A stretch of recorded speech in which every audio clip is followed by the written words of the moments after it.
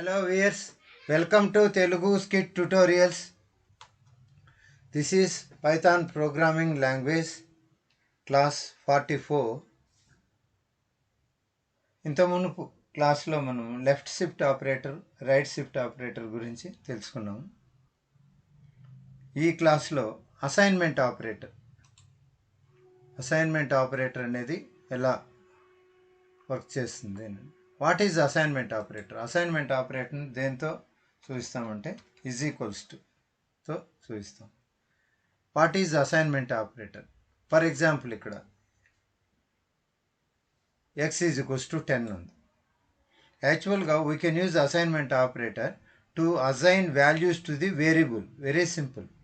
ఇప్పుడు వాల్యూ ఉంది 10 వాల్యూ, దీన్ని 10xకి అసైన్ చేస్తున్నాం అంటే 10 వాల్యూ ఈజ్ అసైన్ టు ఏ అంటే ఇండైరెక్ట్గా 10 value is stored in the memory location of ఏ అనే అర్థం. I assigning 10 value to x, that's all.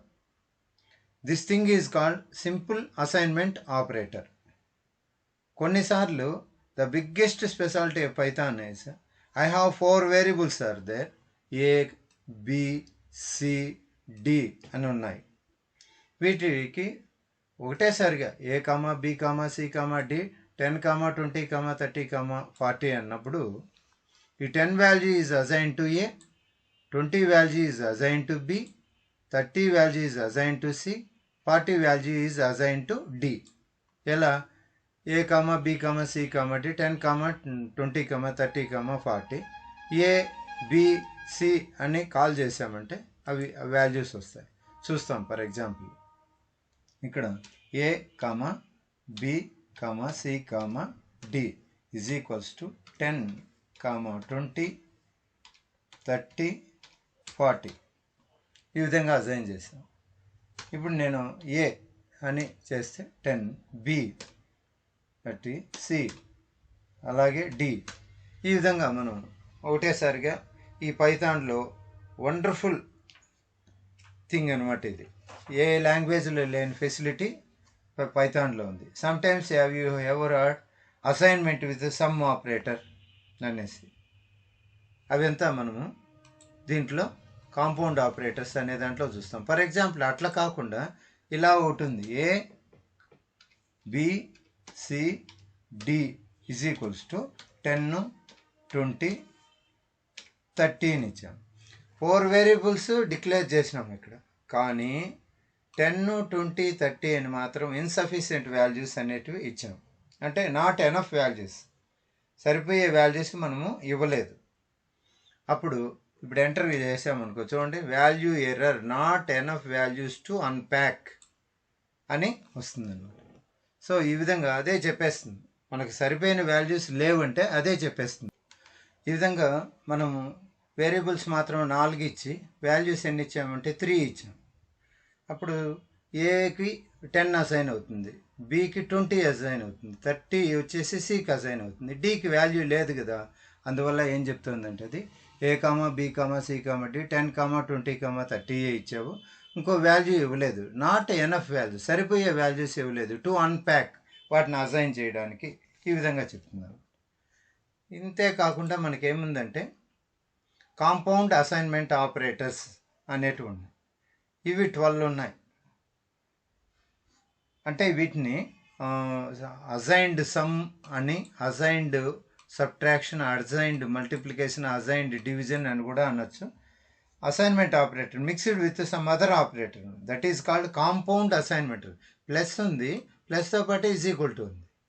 అందువల్ల దీన్ని ఏమంటారంటే కాంపౌండ్ అసైన్మెంట్ ఆపరేటర్. అలాగే ఉంది చూడు, ప్రతి ఒక్కటి.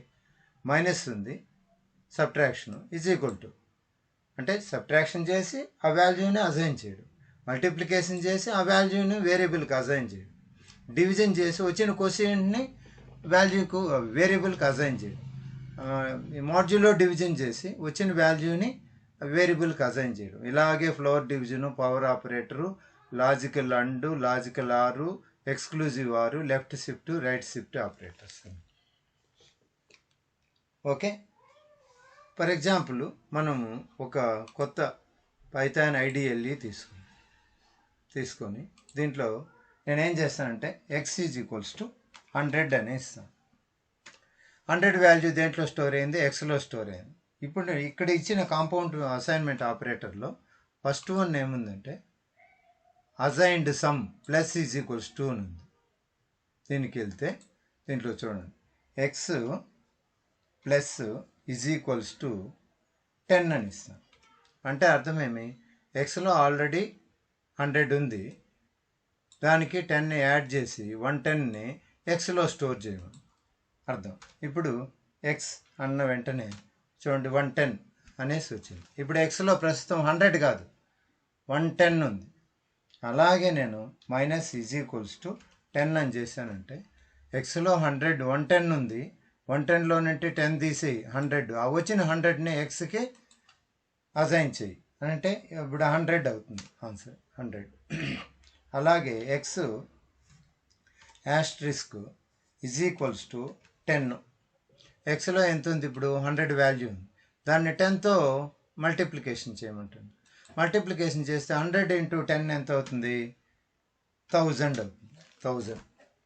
అలాగే X slash is equals to 10. వచ్చిన 1000ని 10తో డివిజన్ చేయమంటుంది.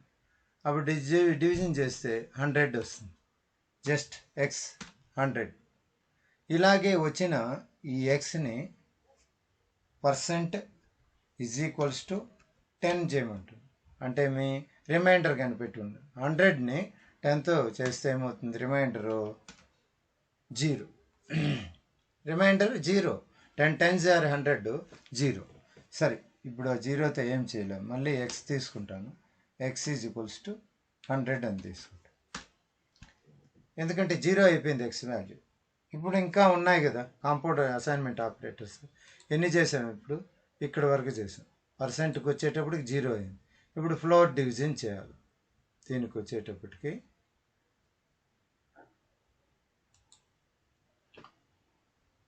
ఎక్స్ ఫ్లోర్ డివిజన్ అంటే ఏమి? డబుల్ రైట్ స్లాష్ ఒక 10తో చేయమని. ఇది కూడా యాక్చువల్గా ఒక రకంగా డివిజన్. ఎంత వచ్చింది? 10. మళ్ళీ ఎక్స్ వాల్యూ 10 అయిపోయింది. తర్వాత పవర్ ఆపరేటర్ ఉంది. ఎక్స్ పవర్ ఆపరేటర్ అంటే ఏమి? Asterisk is equals to 10. 10 10తో చేయమంటుంది. 10 పవర్ జార్ 10 ఎంత అయింది? 10 10s 10 zeros వచ్చి. తర్వాత ఆపరేటర్ ఏముంది? ఇక్కడికి వస్తే పవర్ ఆపరేటర్ ఇక్కడ 7వ ఆపరేటర్ వరకు వచ్చింది. ఇప్పుడు లాజికల్ అండ్ అనేసి అర్థం. ఓకే, ఇదేమి? ఇప్పుడు x ampersand is equals to some 10 అని తీసుకుంది. లాజికల్ అండ్ ఈ ఎక్స్లో ఇంత ఉంది, ఇంత వాల్యూ ఉంది, ఈ వాల్యూ దానికి లాజికల్ అండ్తో దీన్ని చేసి వచ్చిన వాల్యూని ఎక్స్లో స్టోర్ చేయమంటుంది. ఇప్పుడు ఎక్స్ని ఫైండ్ అవుట్ చేస్తే 0 వచ్చింది. మనం దాన్ని చేయాలి బైనరీ రిప్రజెంటేషన్ చేసుకొని మధ్యలో యాంపర్సాండ్ పెట్టి చేస్తే మనకు వస్తుంది. మీరు పేపర్ పెన్ తీసుకోండి, దాన్ని బైనరీ రిప్రజెంటేషన్ రాసుకోండి. కింద 10 ఉంది కదా, 10తో లాజికల్ అండ్ చేసి మీరు దాని వాల్యూ కనుక్కోవాలి. ఇదే విధంగా మిగతావి కూడా చేయొచ్చు అనమాట. ఫర్ ఎగ్జాంపుల్ ఎక్స్ వాల్యూ ఏమైంది? 0 అయింది. వద్దు, ఎక్స్ ఈజ్ ఈక్వల్స్ టు 100 అని మళ్ళీ తీసుకుంటాను. తీసుకొని ఇప్పుడు ఎక్స్ లాజికల్ అండ్ కదా, ఇప్పుడు shift logical or is equals to 10 అని పెడతా. ఇప్పుడు ఆర్ అనమాట. Both values are true. True అంటే true, any value is true, true also. ఇప్పుడు 110 వచ్చింది. దీన్ని మరి x exclusive is equals to 10 అని పెడతాను. ఇవి both arguments are different, then 1 same అవుతే కన్నా 0. ఇది అనమాట. ఎక్స్ అన్నాం అనుకోండి, అంతా పేపర్ పెన్ తీసుకొని చేస్తేనే వస్తాయి. ఇప్పుడు 100 ఉంది, లెఫ్ట్ షిఫ్ట్ చేద్దాం దీన్ని. ఏమి?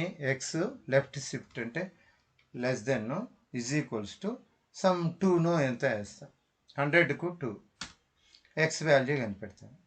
ఎక్స్ను బైనరీ రిప్రజెంటేషన్ 10102తో డివిజన్ చేసి వచ్చిన దాన్ని లెఫ్ట్ షిఫ్ట్ 2 ప్లేసెస్ లెఫ్ట్కి చేస్తే 400 వస్తాం.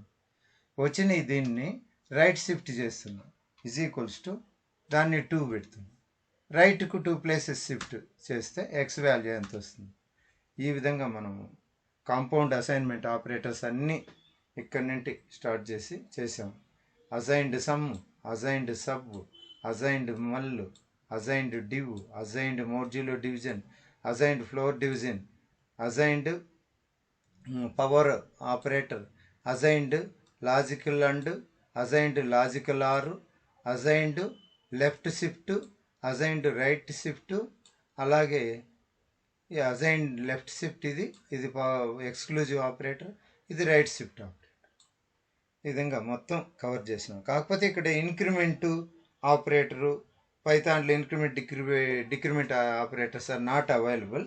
వాటి ప్లేస్లో ఏమొచ్చాయంటే ఈ కాంపౌండ్ అసైన్మెంట్ ఆపరేటర్స్ అనేటివి వచ్చాయి. తర్వాత క్లాస్లో మనకు ఒక టర్నరీ ఆపరేటర్ ఉంది, దాని గురించి మనం డిస్కస్ చేస్తాం. ఈ క్లాస్కి ఇంతేనండి. Thank you for watching.